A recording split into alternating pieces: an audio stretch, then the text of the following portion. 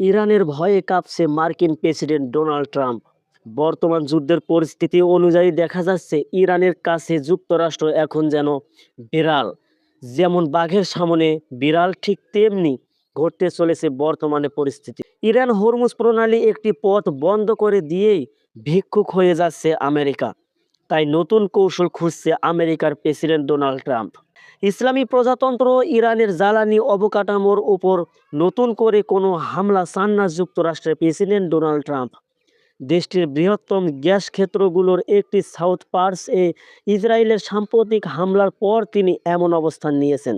গতকাল বুধবার 18 মার্চ মার্কিন কর্মকর্তাদের উদ্ধৃত করে দ্য ওয়াল স্ট্রিট জার্নাল জানায়, হরমুজ প্রণালীতে জাহাজ চলাচলে বাধা দেওয়ার সম্ভাব্য প্রচেষ্টার জবাবে তেহরানকে কড়া বার্তা দিতেই ওই ইসরায়েলি হামলাকে সমর্থন করেছিলেন ট্রাম্প।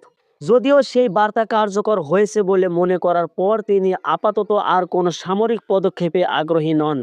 যদিও প্রতিবেদনে উল্লেখ করা হয়েছে এ অবস্থান চূড়ান্ত নয়। মার্কিন প্রশাসন সূত্র বলছে, যদি ইরান আবারও হরমুজ প্রণালীতে নৌ চলাচলে বিঘ্ন ঘটানোর চেষ্টা করেন, তাহলে ট্রাম্প পুনরায় দেশটির জ্বালানি স্থাপনায় হামলার অনুমতি দিতে পারেন। দর্শক বন্ধুরা, এ ছিল সর্বশেষ হাতে থাকা আপডেট বর্তমান মধ্যপ্রাচ্যের যুদ্ধের পরিস্থিতি। সঙ্গে ছিলাম মেহেদী হাসান, পালস ভিস্তা নিউজ।